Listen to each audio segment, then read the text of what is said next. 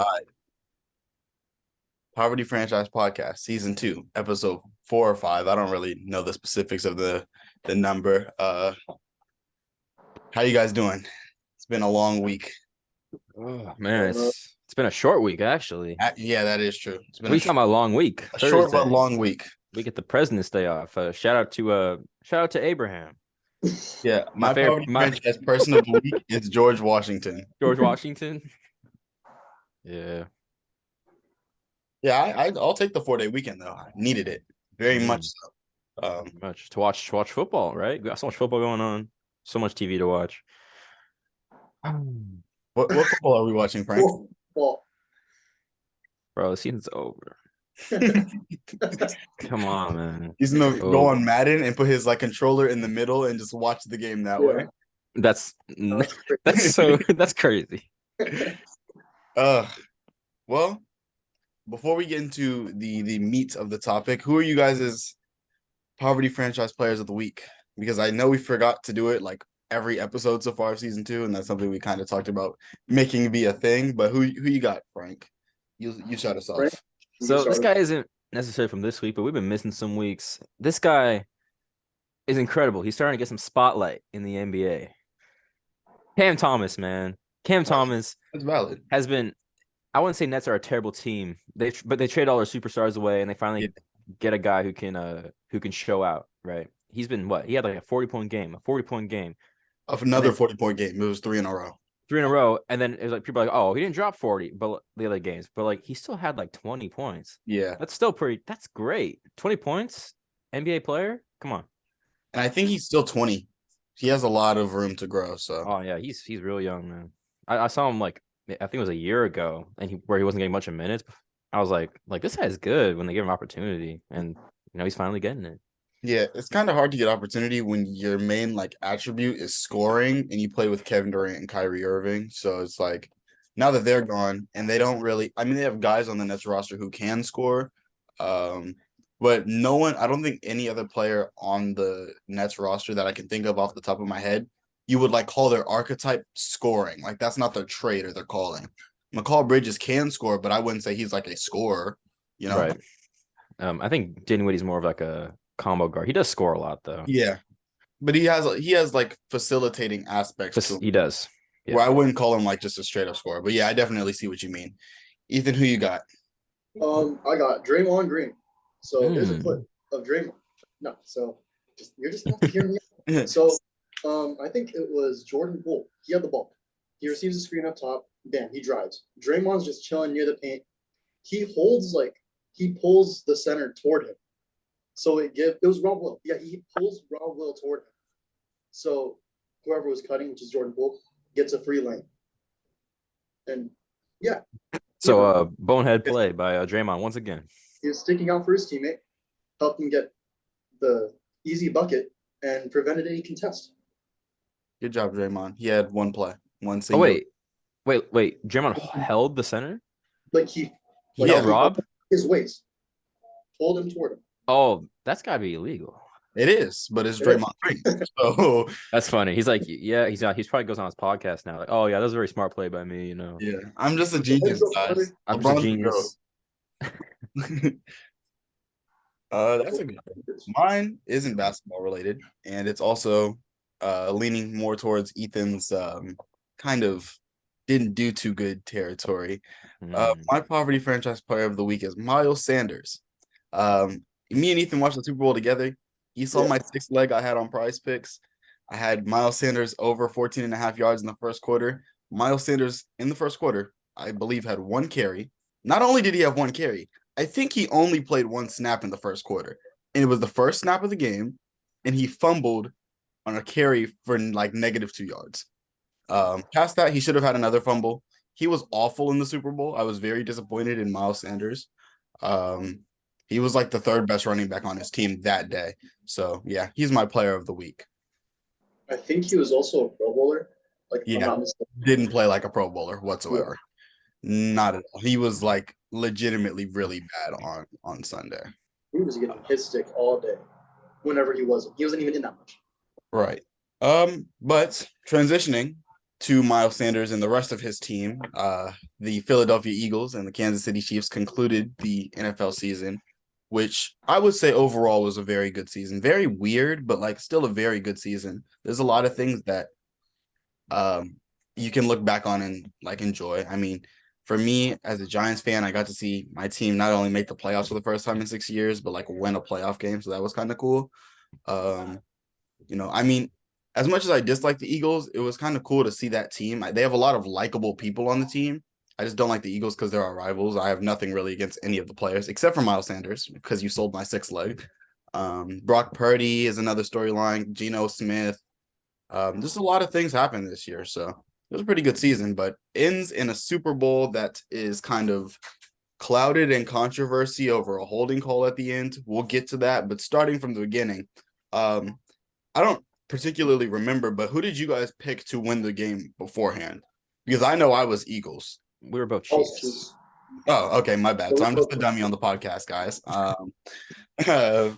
So what exactly was it in the beginning that had you leaning to Chiefs, and what is it that you saw during the game that kind of was like, oh yeah, exactly, that's what I saw, and that's why I had them winning? Let me cook. So, as a fellow Raider fan, facing Patrick Mahomes twice a year, experiencing it at home and away in Arrowhead Stadium, I have learned that Patrick Mahomes is quite the GOAT and the improviser of such issues. He will rise to any occasion when necessary. He will elevate a terrible receiving corps into an elite receiving corps. And he has the greatest tight end in the NFL, and he is the greatest quarterback in the NFL. I don't think that is up for debate anymore. And he also has one of the best, if not the best, coach in the NFL. So those 3 in 1 makes a quite deadly trio. And then if you add, he has the best offensive coordinator in the NFL. One of, if not the best offensive coordinators in the NFL. What's his name? Eric Bieniemy. Teams were trying to sign him as like a head coach too. Since like 2019. He's been in head coach hiring things for like 3 years. So yeah, he'd rather win another Super Bowl. That's why. Mahomes. I don't blame him. Yeah, I would want to leave Mahomes. Explain why I stuck with the Chiefs.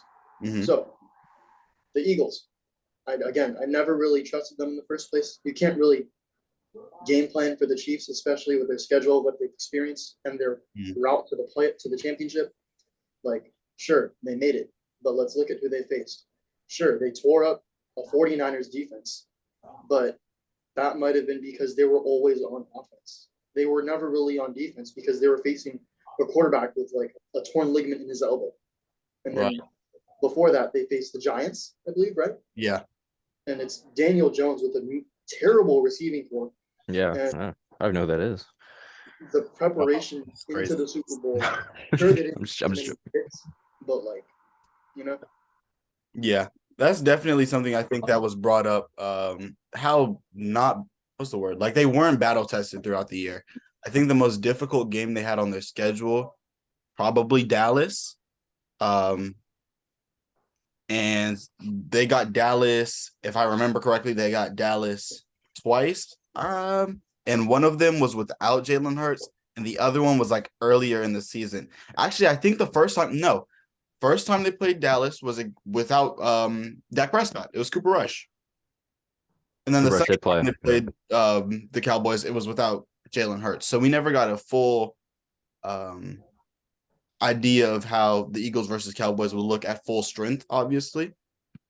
They went 1-1 in those games. Probably would have went 2-0 if Jalen Hurts plays, if we're being honest, but that's not the point. The most difficult quarterback they faced all year was probably Dak Prescott, if I remember their schedule correctly. I'm going to go back and look at their schedule, but I'm pretty confident that the best quarterback they played all year was either Dak Prescott or Kirk Cousins. So yeah, definitely were not battle tested whatsoever. And that definitely did show, because the defensive game plan going into Sunday was awful. And I'll say more about that after Frank. You give us what led you to believe the Chiefs are going to win this game. See, let me cook. Oh, I can't cook like Ethan. Ethan actually had a lot of points I was thinking about. I was like, Mahomes is such an amazing player that he elevated that receiving core 100%. Oh yeah, for sure. When Hill left, I'm like, that ain't no problem. It really ain't no problem. And right. And Kelsey, greatest tight end of all time. Shoot, I'm not even mad at the take. I mean, like he's Like- definitely one of them. So He's incredible. Like he's pretty much the number one receiver, really. Like he is not even pretty Yes. much. He Yeah. is. I'll say at first, I was calling Eagles fakers all year. I got nothing against the city of Philadelphia. I'm a Sixers fan, you know that. Mhm. So it was kind of weird. I was just kind of like, I was like, why are they being so good? You know, like, and I like they definitely have a lot of likable players. Jalen Hurts is great. You know, Mhm. he's a great guy. But I kind of want to stick with my pick of going against the Eagles, just because I was all year. I wasn't about to be like, oh shoot, they're in the Super Bowl. I guess the Eagles are gonna win now. Like, Yeah, I was like, I'm not gonna do that. So I go with the Chiefs. So essentially, what I'm hearing, excuse me if I'm wrong, is you went with your ego. Your ego is what stopped you from picking the Eagles, essentially. Maybe a little bit. No, Valid. it wasn't the whole reason, but that's definitely part of it. Valid. Yeah, but I was watching the NFL pregame, the Super Bowl pregame, and they were showing the lists of people that could win Super Bowl MVP. And had like Mahomes, Hurts, Kelsey, AJ Brown. Who was at that fifth spot? I'm trying to think.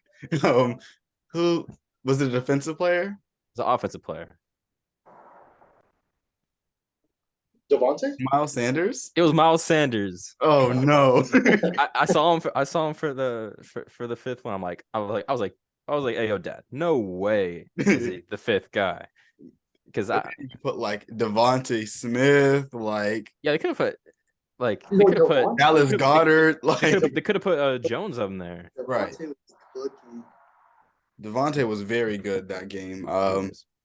As the only person who picked the Eagles, essentially my breakdown was this: Mahomes is great. Mahomes is spectacular, best quarterback in the league for the last like 4 years, and it's not close. I don't. If you say anyone's better than Mahomes to me, you're crazy. Actually, I think it's Rodgers. Anyways, Derek Carr. you got the bet. You beat them in tight end. You beat them in quarterback. But other than that, I think we can all of us can comfortably say that the Eagles were stronger at every other positional group. I'd say receiver. That's it. Did that one more time? D tackle.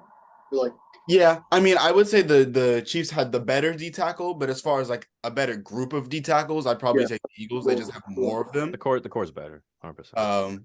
But other than quarterback, tight end, and like D tackle number one, the Eagles were beating the Chiefs as far as just roster talent.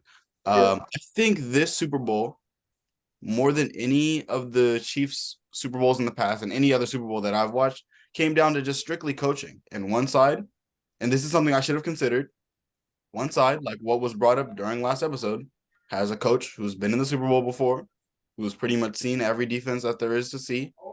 A OC who's seen every defense that there is to see, knows what his offense can and can't do.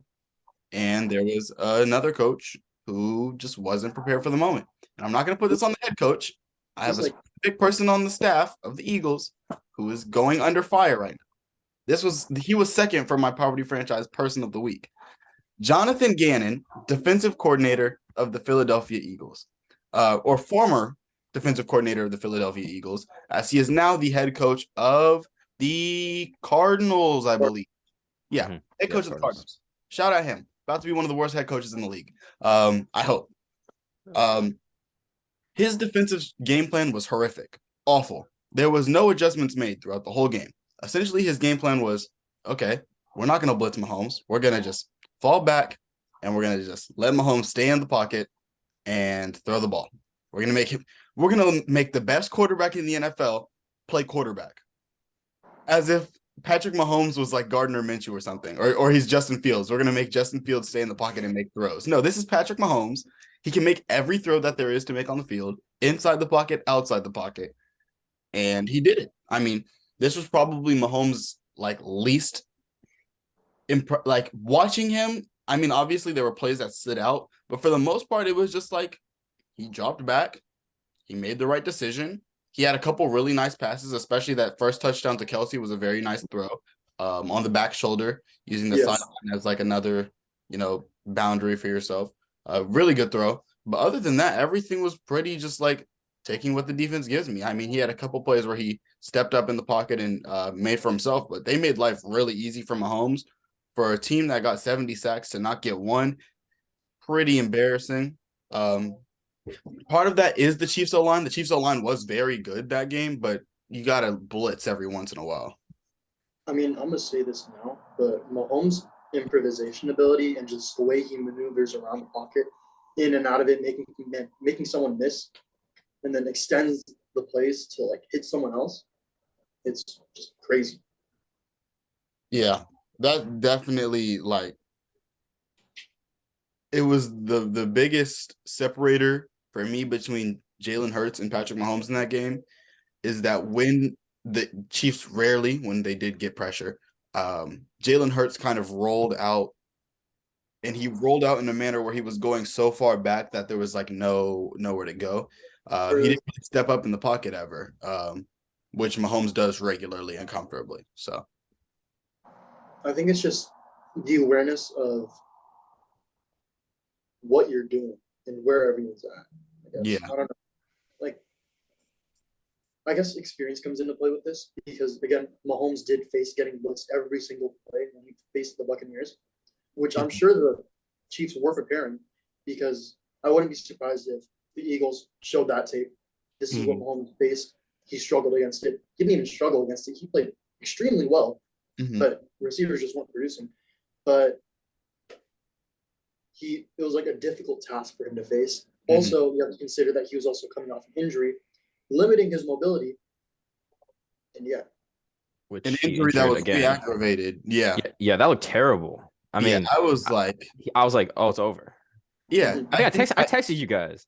Yeah, you were like, the game's over. And then I was talking to Ethan at Buffalo Wild Wings, which was a spectacular viewing experience. I was like, what are the chances that you just take him out if the injury is that bad? And Ethan was like, you don't. Like, no, 100% you don't. You keep him out there with one I leg. don't think Mahomes lets you, unless it's like a legit torn ACL or something. I think he's gonna play. I think you still play anyway. You're right. He play with 0 legs. He always plays until he can't throw. That's right. What I see.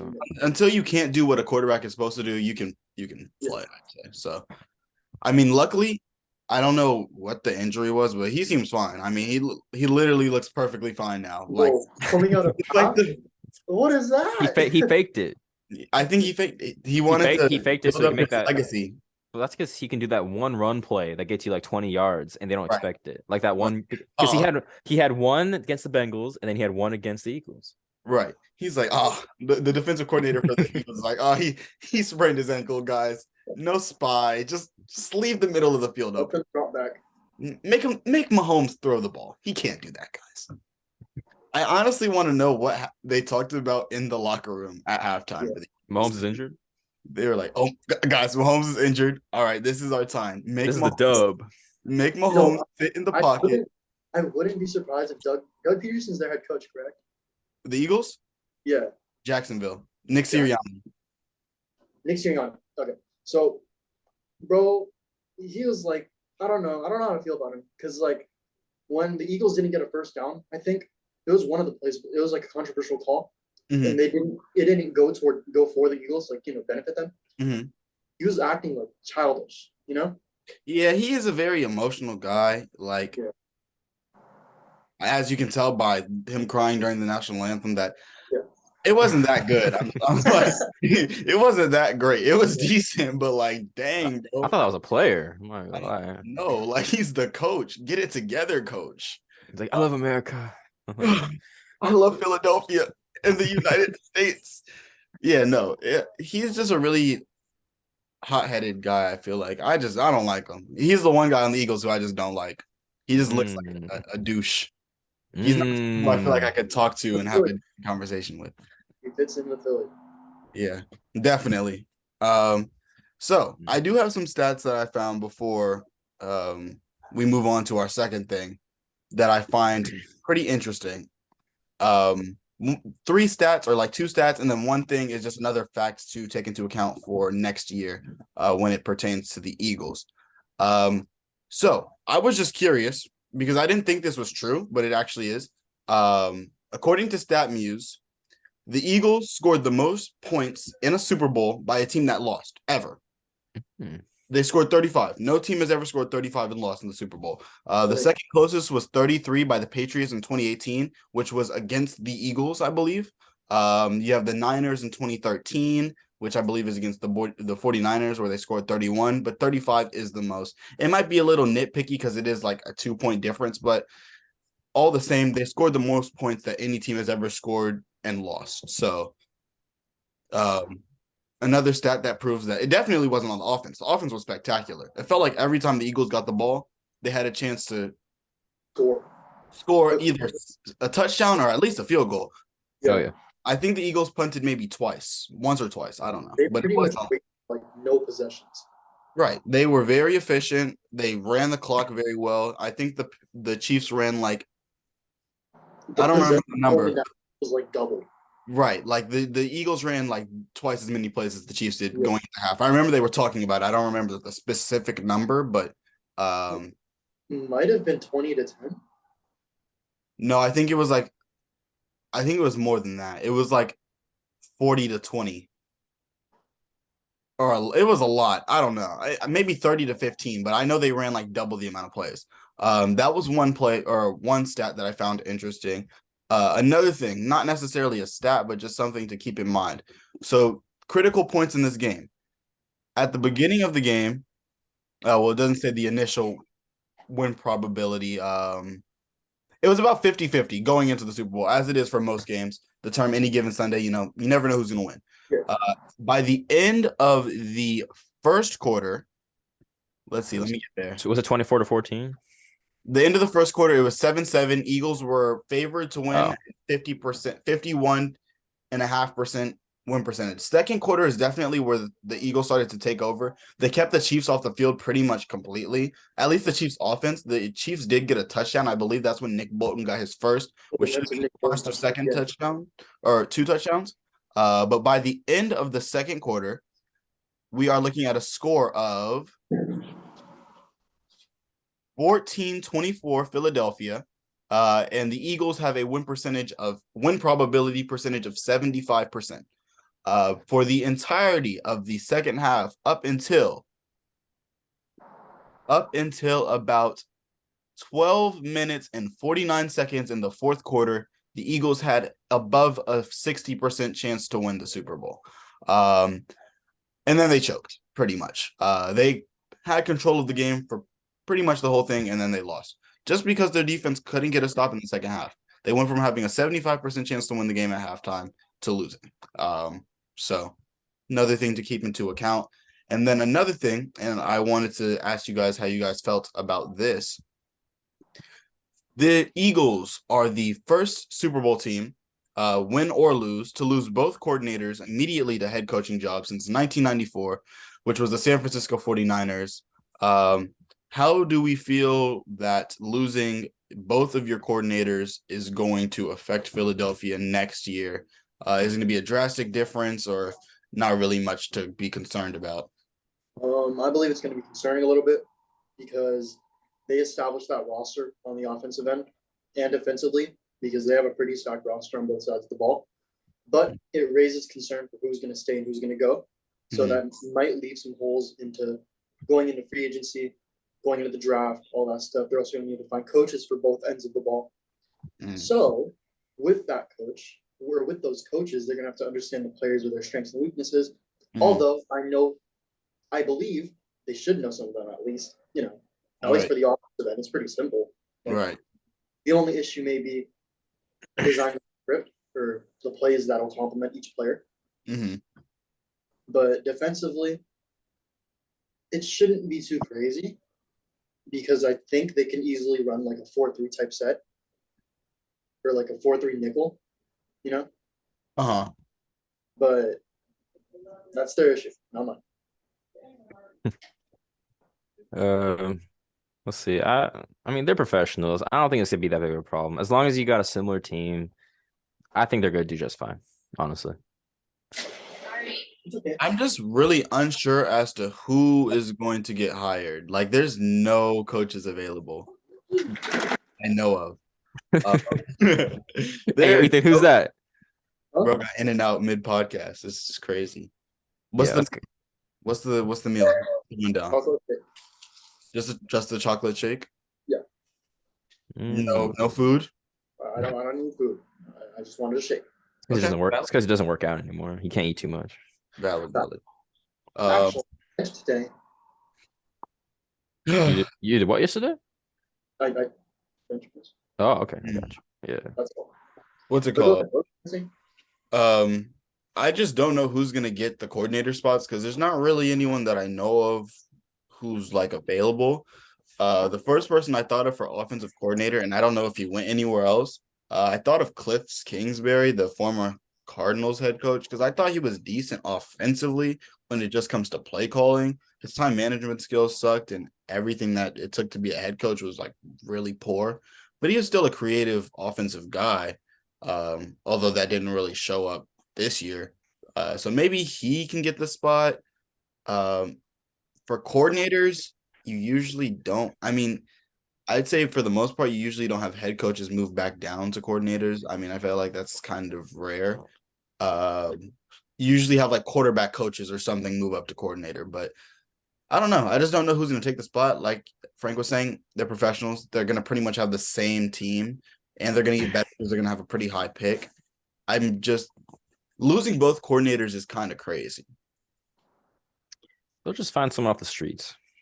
It'll be us. I'm gonna just use the Chiefs book on Madden, and we're gonna run PA crossers and They're gonna Well, hire only us. I squat 600 pounds, so they ran a QB sneak like 30,000 times that game, And it works every time. It was just unstoppable. so good. It's so frustrating to watch because it's like you already know the result, and then they always take such a long time to just hike the ball. No, I don't know They why- actually got Coach got mad. Sorry, go ahead. What do you call it? They had a few like I think they had two. Was it 2 or 3 times where they ran out of time to like hike the ball? Yeah, Like, and one of them they just let it go, and then like the other time they had to call a timeout, and the coach got angry. Yeah. I mean, well, to be fair, as a coach, you don't want to be wasting timeouts on. 100%. He should be angry, but I think it's still funny him getting angry. I don't know. It's entertaining TV. good for Just saying. television. It's good for television. Just like fights. It's good for television. We didn't see enough fights that game. I was very disappointed. Why did Mahomes walk up to Hassan Reddick and body slam him? The NFL is soft, and the product isn't as good on the field. I'm sick of it. Oh, on one of the QB sneaks, why did Chris Jones try to jump on top of the pile? No clue. It does nothing. He's like the strongest person on the defense. He decided like jumping up and losing all of his leverage was the way to go. Yeah. There was like nothing the Chiefs could do. It was an unstoppable play. It's pretty much unstoppable. And it really doesn't matter who the quarterback is. As long as you have someone who can hold on to the football and you have someone strong enough to push. Because Jalen Hurts squat 600 pounds. Yeah, it helps to have Jalen Hurts, but he's a good runner. There, give me Miles Sanders. Jacked. Give me Miles Sanders pushing me and Jason Kelsey and all those guys in front of me. I'm getting that first down too. I'm pretty sure. As long as I hold on to the ball. Should have ran some wildcat with Sanders. So he can fumble the ball more times. No, it would have worked out. Yeah, that's why we're gonna be that's why we're the coordinators next year. Is Miles Sanders gonna be a free agent this year? No, I don't believe so. Speaking of Miles Sanders, while we're on the topic, before we transition, because we have been talking for a bit about the Super Bowl, there were 2 plays in particular that I think we should talk about. Obviously the holding one, but let's go with the fumble first. The fumble, the second fumble, Miles Sanders catches it in the flats. It's like a swing route, simple swing route. He clearly catches the ball, turns upfield, gets hit by, I don't know who hit him. I just know the fumble was recovered by Nick Bolton. He fumbles it. Nick Bolton returns it for what would have been his second touchdown of the game. I think it was Snead. Hewitt, and they say it's not a fumble. So, how do you guys feel? Was it a fumble? Was it not a fumble? Okay. So, breaking down the rules, it's not a fumble because he caught it, but he didn't make a football move. Because if you make a football move, or like if you don't make a football move, but you get hit and then lose control of the ball, you never had control.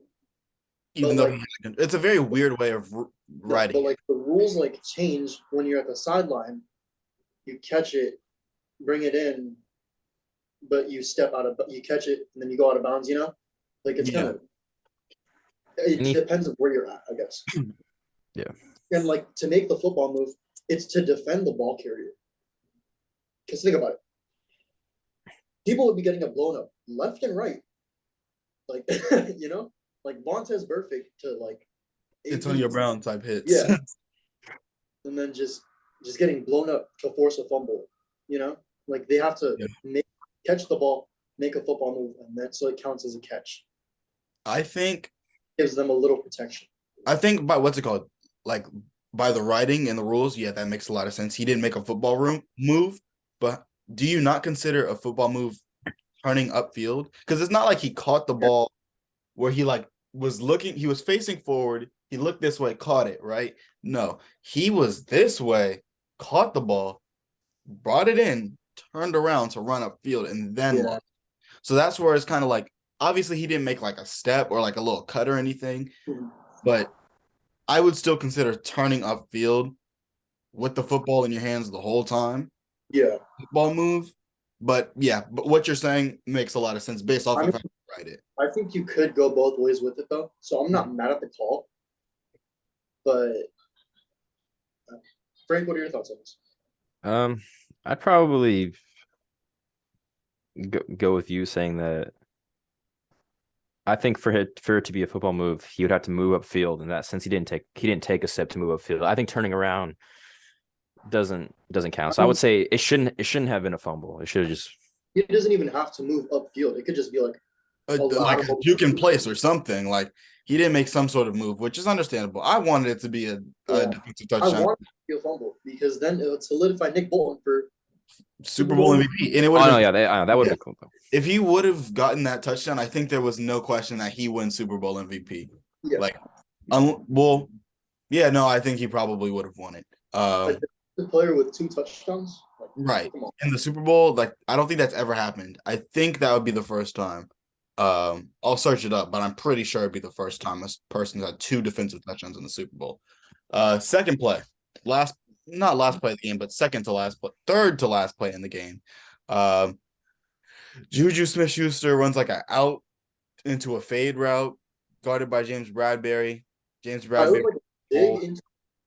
it was like a dig into a wheel. Yeah, dig into a wheel. James Bradberry, when he like tries to break out for his wheel, grabs on him a little bit. It was pretty ticky-tacky, pretty soft.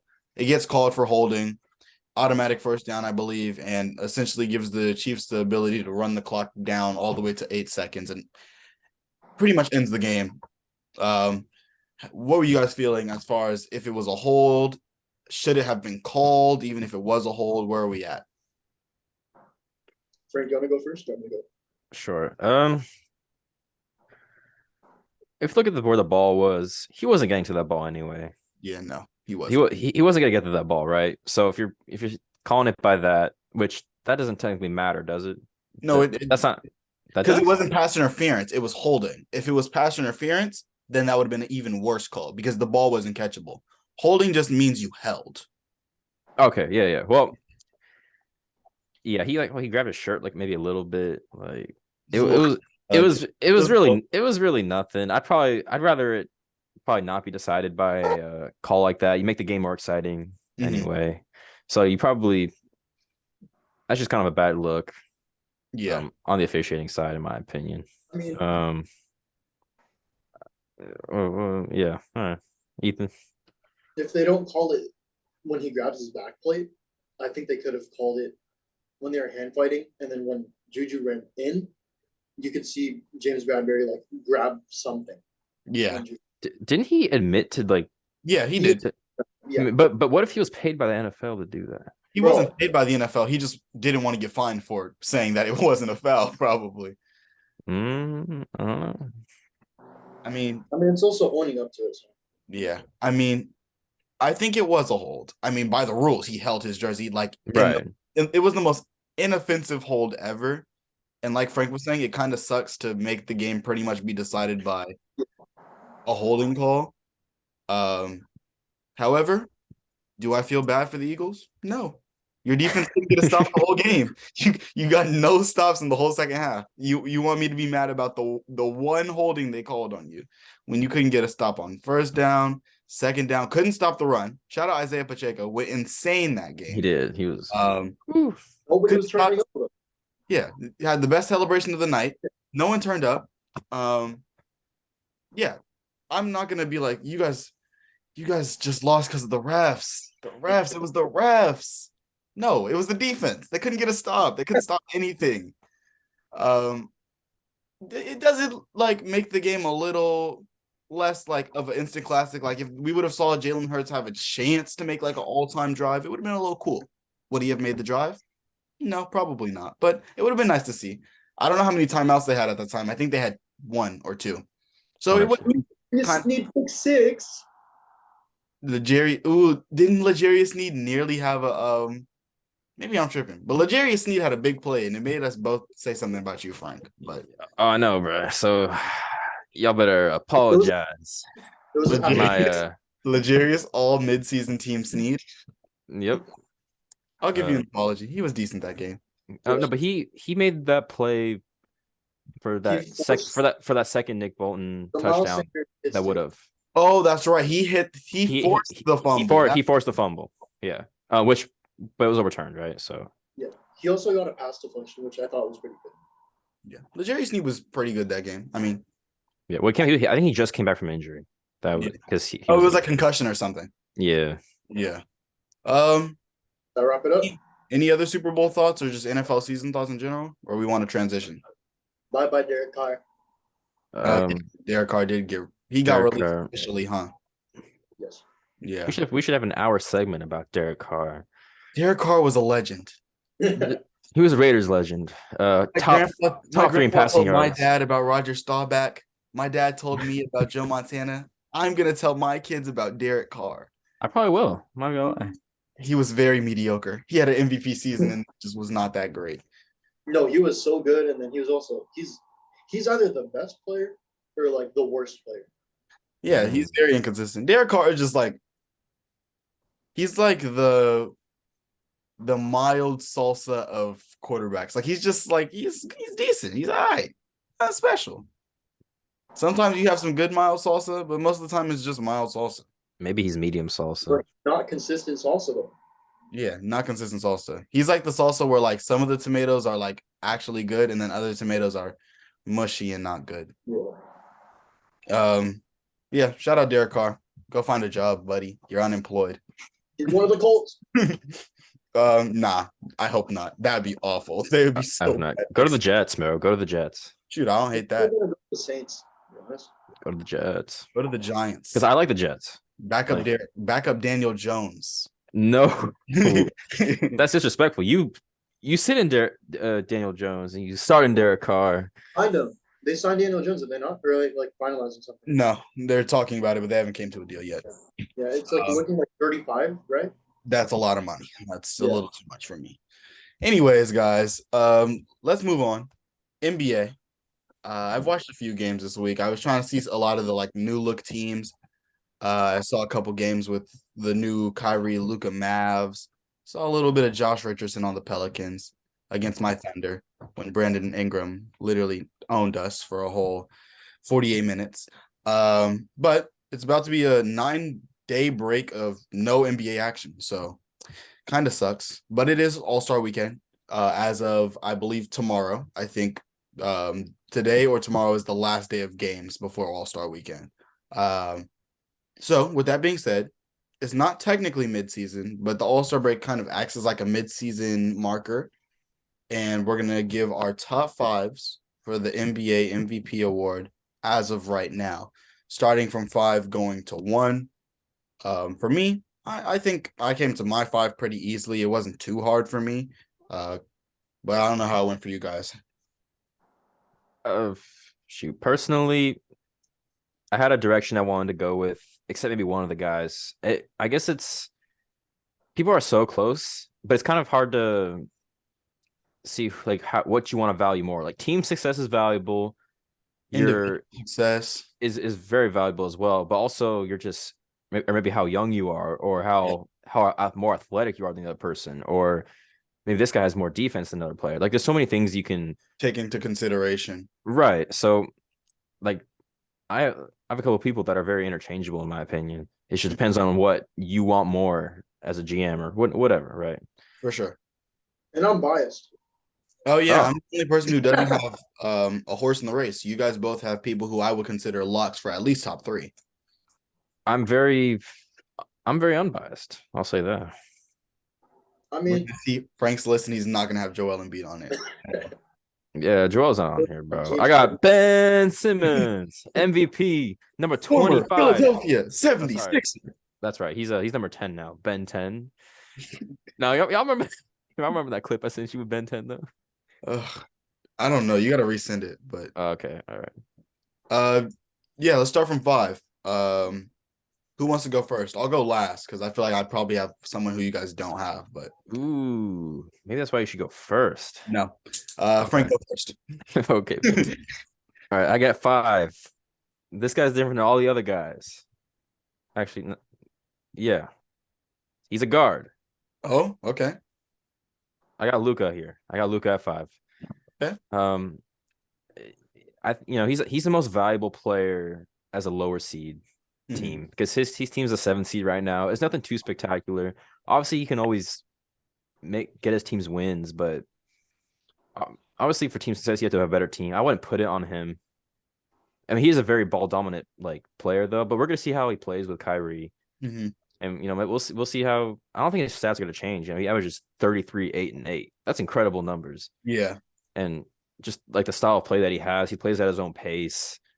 Like he's slow, but it doesn't matter. Right. It really doesn't matter. I don't know. We'll see how the playoffs go. We'll see. I'll say from the 2 games I have watched, from the Mavericks since they've gotten Kyrie Irving. I mean, I like the duo. I don't really love, and maybe I caught them on 2 bad nights, but they just really cannot guard. It feels like a lot of the times they had a game against Sacramento where I was just like, geez, this is like a high school game where neither team is playing any sort of defense. And it's very well known that the Kings are the best offense in the league, and it's like by far. But it was like they didn't put up resistance. It wasn't like the Kings were putting up good plays and like creating good shots. It was just like they were giving up the shots. It was a lot of rebounds they gave up. I think they definitely need to be a team that gets something in the buyout markets, specifically someone who's like a little more defensive oriented. Oh yeah, it's because I don't love the roster, but Kyrie Lucas looked very good so far. Yeah, well, they just lost Dorian Finney-Smith, man, and that's just like we knew this would happen. Like, right, we knew this would happen. Defense is terrible. It's like really bad. But as for Luka as number 5, I think it's a good choice. I mean, I'm gonna say it now. I don't have Luka in my top 5, which is possibly a hot take. It's close. He's probably my 6, but I don't have him in my top 5. But Ethan, go ahead, give us your 5. Jason Tatum. I don't know. I don't really see it. Yeah. I don't know. But cool. I don't know. Yeah, well, JT he was number 1 earlier in the season, but he kind of died down a bit. Yeah. But I think it's interesting to talk about him just because he has Jaylen Brown on his team too, who averages like 27 points. If Jaylen Brown's not there, what does Tatum do? Or what if Tatum's not there? What does Brown do? I think that's really interesting because they're such great players. I don't know. I'd be interesting to see them on their own teams where they're not with each other. It'd be cool, right? Yeah. I mean, it wouldn't be cool for them because they wouldn't go to the finals, but they'd be first round exits probably. First round exits, but statistically, they'd be cool. Statistically, they'd be better, kind of like Luka, right? Right. Yeah. Anyway, Kay, you wanna? Yeah, I'll say mine. As for Jason Tatum, I mean, I think we can all say Jason Tatum is better than Jaylen Brown. I mean, it's not as far as some people make it seem, but Jason Tatum is the best player on the team with, I believe the Celtics have the best record in the NBA. I know they're the 1 seed in the East. I'm not sure if it's the best record in the whole league, but best player on the best team in the league usually is thrown in the consideration for the award. I mean, last year, Devin Booker was thrown in top 5 for MVP later in the year because he was the best player on the team that was like far and away the best team in the league. For me, I looked at a few things. I value team success quite a bit. I mean, in certain situations, I mean, obviously, if Luka, I feel like if the Kyrie trade had not happened, I would probably still have Luka at 5 because it would have been like, yeah, Luka really is just not going to have help for the rest of the year. But he does have Kyrie for a good 20-ish, 25-ish games this season. He's going to have him, assuming Kyrie plays all the games he's supposed to. So he moved down to 6, not because of Luka's play. Luka is still spectacular.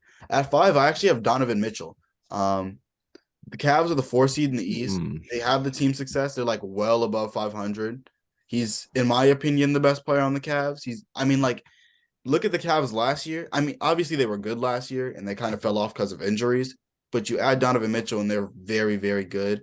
He's only missed about 8 to 9 games, so you can't really say injuries have been a bad effect on him. You can't really take that away from him. And Right. statistically, he's been very good. I mean, 27 points, 4 rebounds, 5 assists on almost 50, 40, 90, 48, 38, 87. So really efficient, good PER. I mean, I think he's just been really solid. I mean, all-star starter, I believe. So he's my 5th for MVP. I mean, it's definitely like a pretty far gap between 5 and 4 for me, but it's probably who I have right now.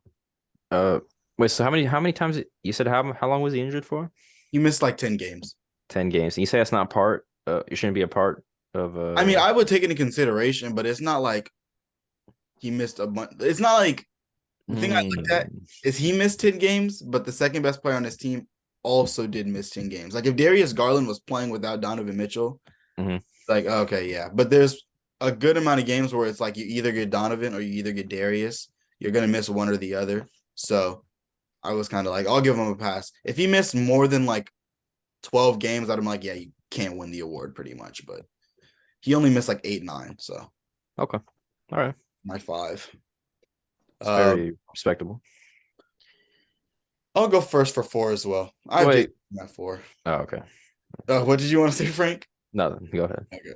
I have Tatum at 4. Like I said before, best player in the league. Best. Whoa, that's number 1. Hot take. Best player on the best team in the league. He's been playing really well. I mean, Jason Tatum more than any of these guys is probably the most inconsistent. I feel like there's a lot of times where he kind of just fades away. But he's trying to shoot. Yeah, I mean, he has 6 games this year where he has between 10 and 19 points. So he has some moments where it's like, bro, what are you doing? But for the most part, pretty consistent. So right. Yeah, I'll just say I had Tatum at 4. That's what I was gonna say. I already made some points, but being the top seed in your conference and the best player on that team's enough to get like a MVP nod. I mean, for top 4 at least. But I just don't. I mean, I have him here because I think there are other people more valuable than him. Just like disregarding the whole like seeding thing. It's not the top seed isn't everything. I'll say that. And he's also probably the least dominant out of the top 4 for me. Just in the manner he plays, he's not as like game breaking as the other 4 people. Because he's a guard. He's a wing, but yeah. Well, he's a wing who plays like a guard, like a Paul George-esque kind of. Yeah, guy. He's a forward. You're right. Yeah. Ethan, who you got at 4? I have Luka. Okay. So earlier in the year, Brody was going crazy for no reason, but cooled down. Obviously, Mavericks traded for Kyrie. Like no defense. Why y'all laughing, bro? No, go ahead. Nothing. But, yeah, basically, they play like no defense, like Khalil said, and hopefully it's just an off night. But like, I saw this play. It might be like not tainting, like a bad look on both of them, I guess, but because they might be figuring it out. But they're pretty much playing hot potato with each other. And then the Timberwolves are just like switching, and then like I don't know if you guys saw it, but like they would just pass it and then pass it, and then they wouldn't do anything. Right. Take it back. I don't know. I think it's just when they figure things out, get the shot straight, it's gonna be something interesting to watch. Yeah, I agree with your points. The only reason I was laughing, um, nothing offensive, just like uh, he's like he was going crazy for no reason. That's why I laughed. It was nothing, but I think he made some good points. They just gotta figure their stuff out. They just made a trade. We'll see how it goes. You know. Yeah. And Luca would still like clearly be the number one player on his team. Like Oh even yeah, it's his team. Yeah. right, even if they started to like climb up in the standings, it would still be Luca's team. Just don't tell that to Kyrie though. He might want to request a trade. Yeah, man. Mark Cuban will cut him. They won't even trade him. He'll just cut him. You know what, I Kyrie? mean, bro, Figure it out yourself. They're like, you know, who we need a shooting guard. Josh Green. Josh Green, you're the starter. Yeah, They're going- that's what they should do. Make Kyrie come off the bench. they're 2.5 games from the 3 seed. Like that's how close it is. Yeah, Yeah. it is. The West is close for sure. It's crazy. The thing is though, for the West, like I definitely saw that. Like the what's it called? The Suns are the 4 seed, but they're like 5 games above 500. So I have no one on the Suns on my top 5 because it's just like if your team isn't clearly above 500 for me, kind of makes it hard for me to give you MVP nods unless you're playing spectacular like Luca is. So it was very hard for me to put someone who was on like the Clippers or the Suns or anything like that Yeah. because it's so close to 500. Yeah, and they don't dominate the game like the other players anyway. Right. They're not that. So everyone's at their 4. So they're 4. So I imagine we all have the same 3. It's just going to be a matter of order. So who would like to go first with their 3? Hmm. I'll go. Oh. Embiid. Oh, come on. You can't do that. I think we're all going to have completely different 3s. Or That's crazy. give us your reasoning for Embiid at 3 rather than 2 or 1. All right. So personally, I don't have Jokic at 1, by the way. I have him at 2. Just to clear that up. Oh, So- come on. You just spoiled the episode. All 3. Oh my goodness. Come on, bro. But I have Embiid at 3 though because hold on, let me check how many games we're up there. Joel and Embiid. It feels like he missed a decent chunk of time. Don't quote me on that though. But hold on, give me this. Oh, why is it not showing games? Oh, okay. Oh, well. Hold on. 1 second. I'll just pull it up. Joel Embiid has played 45 games, and the Sixers have played a total of 50 something, right? yeah, about 50 something. He's missed like 12, 13 maybe. Well, there goes that argument. I don't know. He's missed 12 games. That's the total. I just did math. I feel like more is getting provided from the other 2 Mhm. rather than just Embiid. And I'm not too sold on it, I guess. I personally think you're an Embiid hater. Oh. Because you're a biased fan. I love him in 2K though. I there's nothing wrong with putting him at 3. I think, top 3 are pretty interchangeable. I'll just say my 3. I had Embiid at 3. Look, Khalil, don't. This guy, he's surprised. I mean, they're 3rd in the East, right? Mhm. It's nothing crazy. It's still great. Most dominant big man in the league for sure. Oh yeah. He's actually a better shooter nowadays. I feel like he's shooting more, and he's actually making shots. It's not like it used to be where he would shoot and you'd be like, oh, he's settling. Mhm. And now more like he's still settling, let's just say, but I actually feel like the shots can go in. Good Like shot. I'm not as mad as Yeah. like I'm not too disappointed in him just taking the shot sometimes because he's improved. You know what I'm saying? What else? I've heard it's controversial. People want to call him like a championship guy, even though he didn't win a championship. Yeah. And obviously, I want my Sixers to win. I just don't know. I don't think it's his fault, even though he did have that one like 0 points in a game or something. Well, what remember that? Was that in the playoffs? Or he had just like a really bad game. Yeah, they hit like the worst stinker of all time. Like, Let me find the game, but I think it wasn't 0. it was terrible though. It was bad. But continue what you're saying. I I think it's just we just got to see some more team success, I guess, because when you have team success, rings earn players more respect. Like Mhm. that's just how it is. Like even if it's a team thing, like your team can be so good, and your best player on the team will still have more respect with the championship than without it. Um, so I mean, Go ahead. we're just gonna see how the team does. But still top 3 player, just real dominant. So I was Yeah. looking at StatMuse to find what you said about Joel Embiid having a really bad playoff game. Yeah. It depends on what you're going off of, but if we're going off of plus minus, his worst playoff game took place last year against Miami. He played 33 minutes. He had 17 points, 5 rebounds, 2 assists, 1 steal, 2 turnovers. He shot 7 for 12.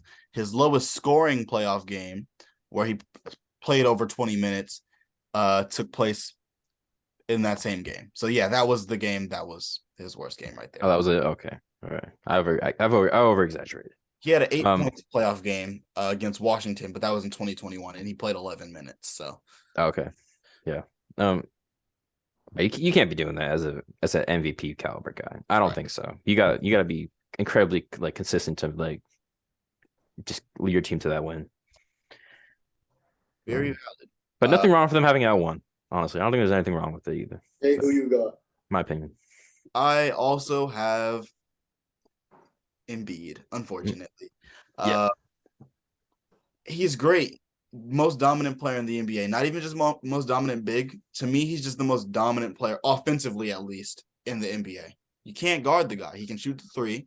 He's great in the mid-range. As far as I know, I was watching a game between the Knicks and the Sixers, and on the broadcast, they said that Joel Embiid is like one of the best mid-range shooters in the NBA by percentage.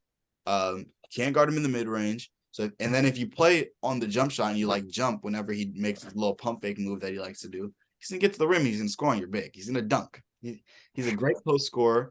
Only thing that Embiid lacks is defensively. He kind of isn't the best, and he's also like he's just not a great rebounder. For someone that big, he just does not get that many rebounds, which is kind of irritating. There's so many games where he just has like 8 rebounds, 7 rebounds. And I'm kind of like, there's no way. How does this, the second biggest person on your starting lineup is like James Harden. How are you getting 7 rebounds? Go to the rim and grab the ball, please, Joel. You have PJ Tucker playing next to you. Get the board. But Embiid is elite. He's one of those guys who I feel like eventually he's gonna get one. He's in his prime, I feel like, right now, and it's just he plays in a really tough time period where it's like there's just guys who are having either more team success or personally, I just think they provide a little bit more. So I have him at 3. Yeah, that whole like mid-range thing, incredible. But he gets doubled every single time he has his back to the basket. Like whenever he's like going in the post, they'll instantly double him because they know they can't do anything about it. I don't blame him though. I don't think anyone. Well, there's maybe like one guy in the NBA who can guard Joel Embiid in the post, and even that's kind of a stretch. Right. I'll go 2 as well. Wait, whoa. Did Ethan say his 2? Oh. Yeah, his 3. We all got Embiid at 3. Oh, my 3? Wait, no, he said it, but he didn't explain it. Oh, go ahead. Oh yeah, you did say it. Go ahead, Ethan. You My had three? Pitch at 2. Yeah, who do you have at 2? You're 2. Okay. Yeah. I mean, realistically, they're not gonna vote for him again. It's tough. But unless if he drops like averaging 60 a game, but like they're not gonna vote for him again. It doesn't matter how good he balls out. But recently he's been on a tear. He dropped a triple-double last night, I believe. And he's just the team is stepping up. He's cooking, he's doing his thing, he's getting his stats. Jokic is just fun to watch. He does his thing. He just keeps the team elevated, I guess. I like everything you said. Good job. And we win. So yeah. Wait, what's with that response though? What? How I like everything you said? You said good job. Good job. I mean, it was a good analysis. I'm proud of you. He's just getting a bunch of stats. Like this, I don't really know what else to say. Jokic is my 2. Partially, it's like, yeah, they probably. I mean, he is the MVP favorite at the moment. According to Basketball Reference, he actually has like a 70% chance to win the MVP award. So Dang, it's that high, huh? yeah, I'm gonna go pull up the stats one more time. Yeah, the 2022-2023 NBA MVP tracker. He has a 68.5% probability to win the MVP award as of right now. That seems a little bit high. I feel like the MVP race is a bit closer than they're making it seem. But I mean, he's the number one seed in the West. So I mean, last year everyone was like, but he's the sixth seed. His team's not good. You can't give him MVP. His team's not good. He doesn't deserve it. Give it to Embiid. And now his team's good. Now his team's good. They should have gave it to Embiid last year and gave it to Jokic this year. Come on, man. No. Rob my guy of MVP. Jokic is elite. I mean, offensively elite. He doesn't demand that many shots to put up like an effective performance. His most shots taken this year is 25. He's not taken more than 25 shots this year. And the lowest field goal percentage he's shot this year is 50. He hasn't shot below 50% in a single game this year. Not once. Not 45, not 47, not 49. No. He's efficient. He's the master of efficiency. I'm gonna just pull up a random game where he didn't take that many shots, but he was very effective. Let's see. Jokic had a game against the Boston Celtics, one of the best teams in the league.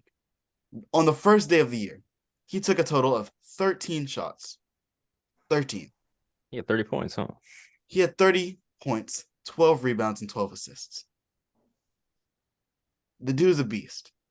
And he's not a free throw merchant like some other people on the MVP ladder are.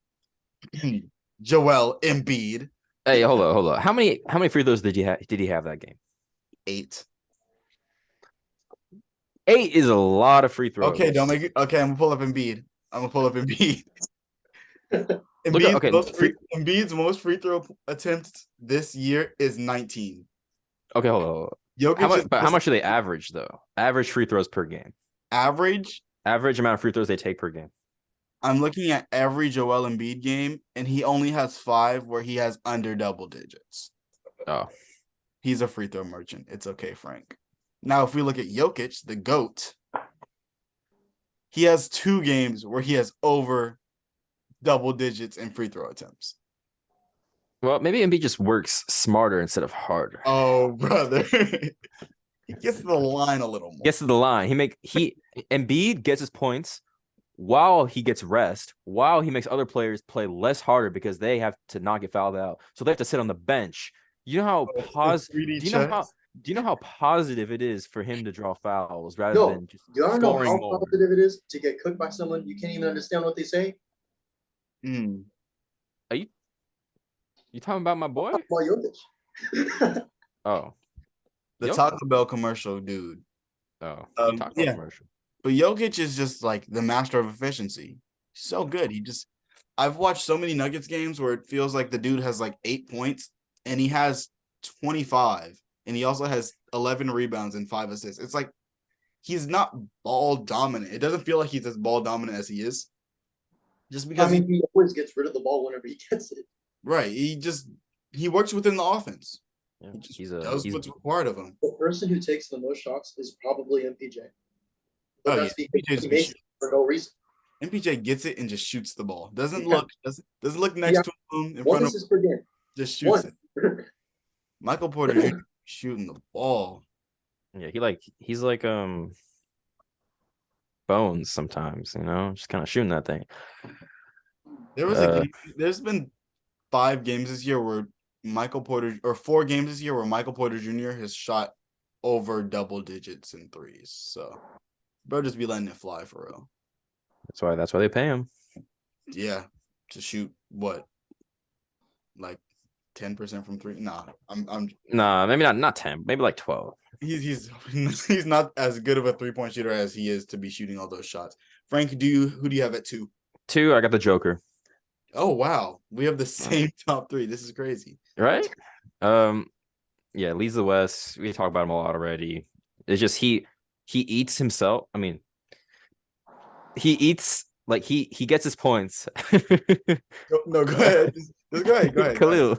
Go Uh, ahead. he gets his own points and he helps his teammates. Like the way that he helps his teammates, because you can say like, look at the stat sheets and see like, oh, they have assists, whatever. But when I watch Jokic play, like he helps his teammates so much just by his playmaking. It's incredible.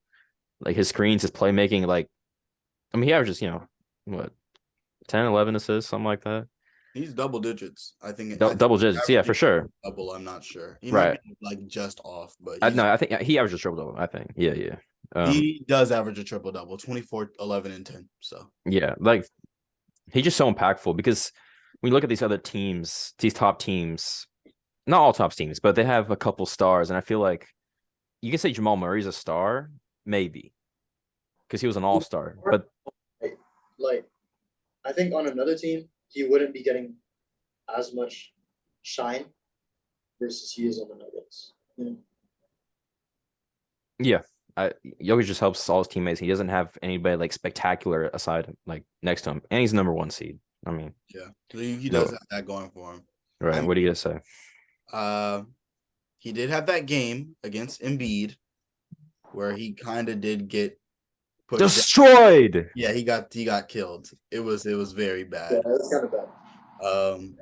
That was fun to watch. I watched that game. Oh, I was so excited. But I'm not mad at two. He has the personal success. He has the team success.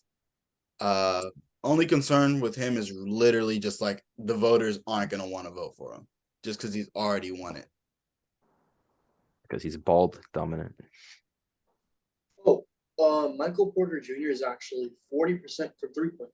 Oh, my bad, Michael. Oh, that's no good anymore. In the NBA, you got to be like 45. You need to be 60. Get it together. Bro, he's 47 attempts per game. I don't care. Do better, Michael. It's just his shot selection that makes his shot seem bad. I mean, he just takes a ton of shots. Okay, let's get to it so we can wrap this up. Giannis is everyone's MVP, right?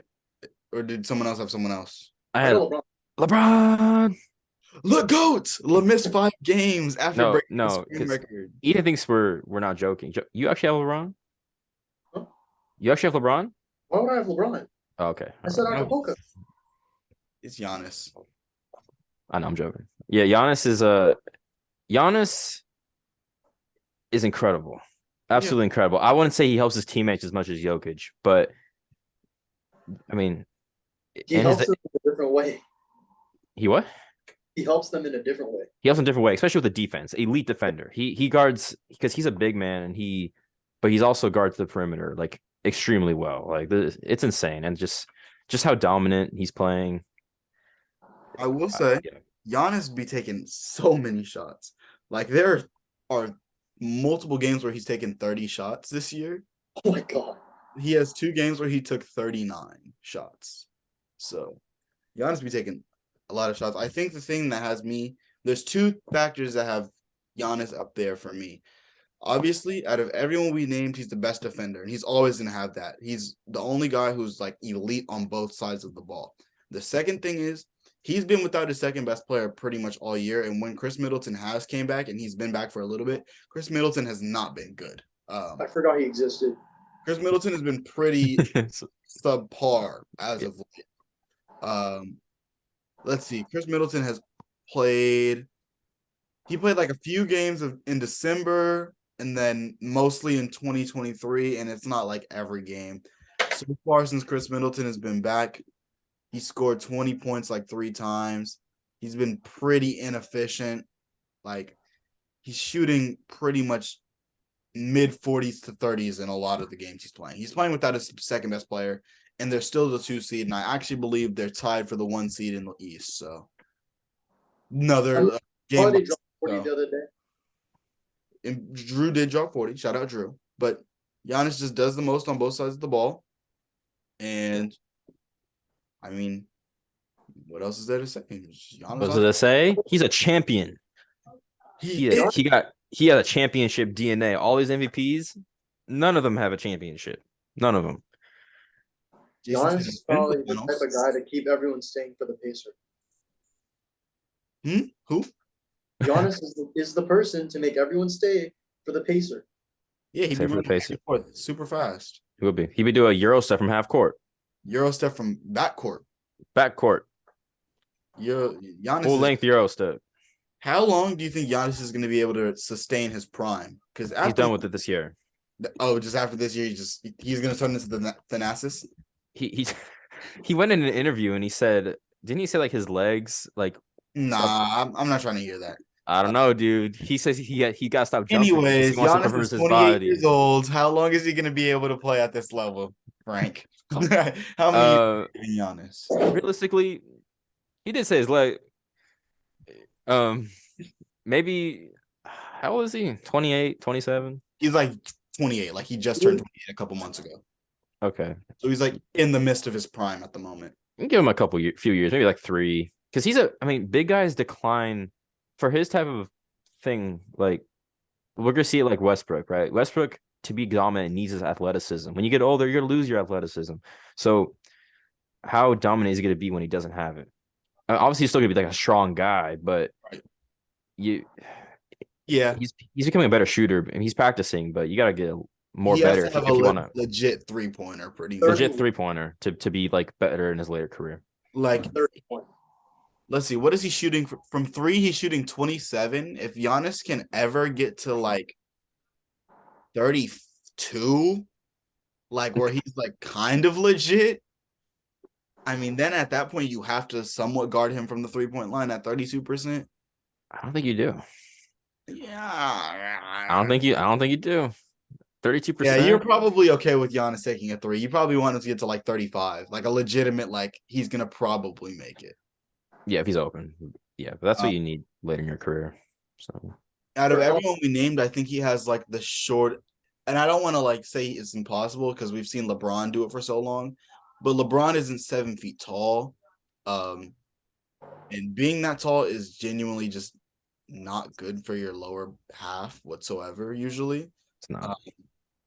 So I'd say Giannis has a good like 3 more years at this level, like MVP, 30 points, 10 assists.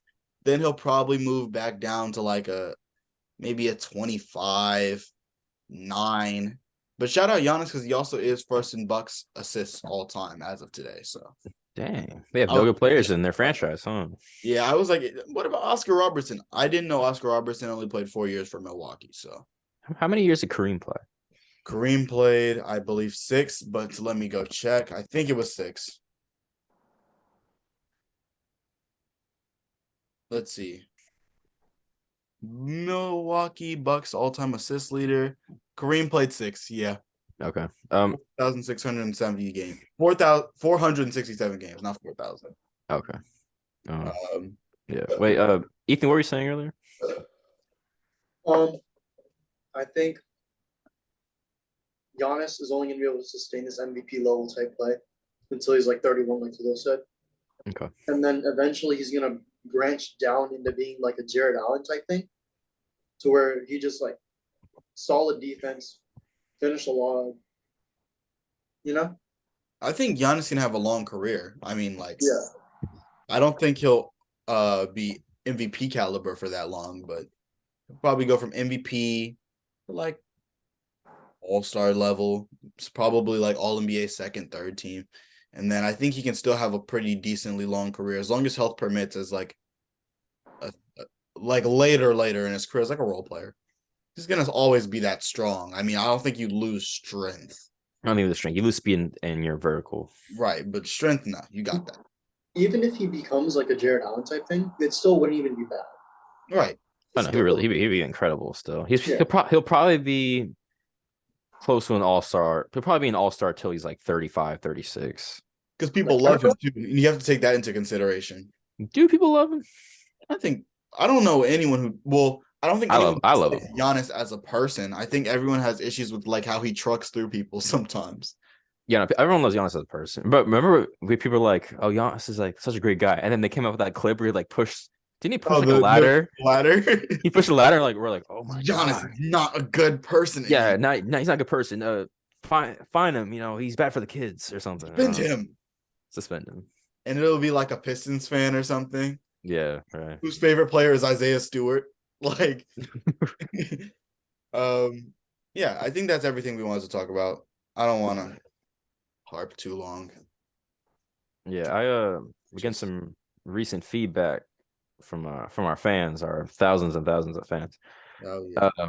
that we should make the episodes a bit shorter, Yeah, I've heard the same thing. which is it's because we want to do that, obviously, but it's so hard just because the schedule thing where we only have an episode once a week for the past, few episodes, but it's like we have so much content we want to put in, and it's just like Yeah. we got to figure something out. But I mean, I think we're getting there. I don't even think this episode's 2 hours. I think we're probably this one's shorter than the other ones for sure. yeah. So I'm pretty happy with how this turned out. But definitely, I've heard that too, that the episodes are too long. So definitely trying to incorporate that. But since it's just basketball now too, that should help I because think what was making them long was covering 2 different sports. yeah, That's true.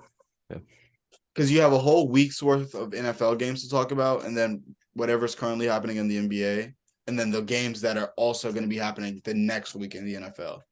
So Right, but any like future lists that we make, keep having them like 10, 12 people long is a lot.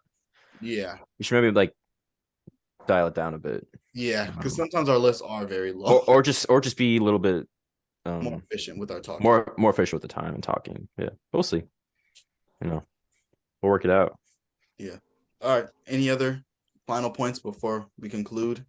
How's it going, Will? Chipotle? All right. That's the end of Poverty Franchise Podcast Season 2, Episode 4. We'll be back next week with another episode. Bye-bye.